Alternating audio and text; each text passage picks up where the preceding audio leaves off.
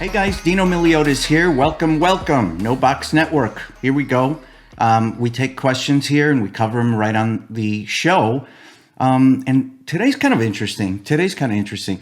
It's what have you done? What business venture have you done that you don't describe in your book? You know what? That's a really cool one. Because you know what? We can keep doing ongoing segments on this because there's a lot of them. There's literally just like 10% of my entire business career is in the book.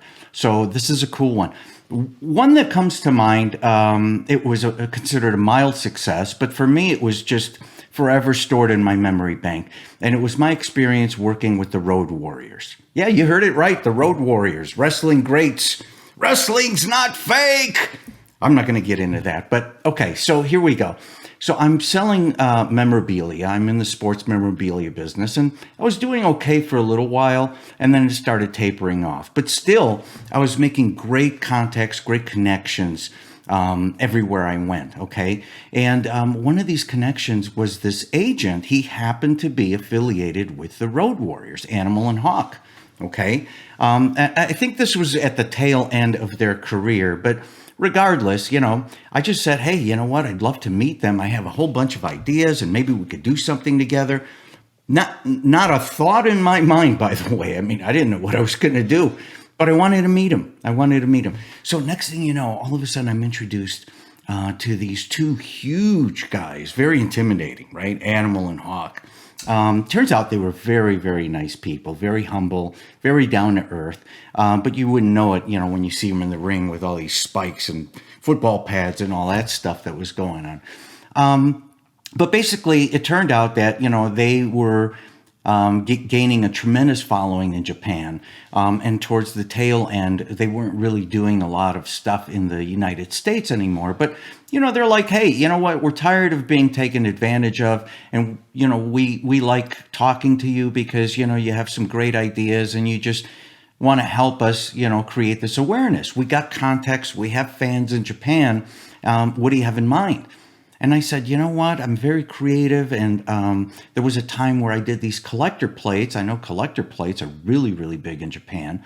And I was thinking of doing something with you guys, kind of different, a collage of kind of different periods in your career. And we could put that commemorated on a plate and, see what happens. Turns out they were all gung-ho for it, 100%. Anything you need, Dino, this sounds great, and thank you so much. Now, I told him I didn't have money, but, I had this dream, and they were very supportive. So I found an artist, kind of a local artist, and I kind of told him what was in my head. Hey, I want a collage of the Road Warriors, and got him to agree to do it for me for $1,250, but not pay him up front, pay him like when we do the project and if it sells and if we make some money. Pretty cool. I mean, if you really think about it, that's kind of incredible. So anyway, off we go. The artist got it spot on. I mean, it was just a perfect rendition of what I had envisioned in my head.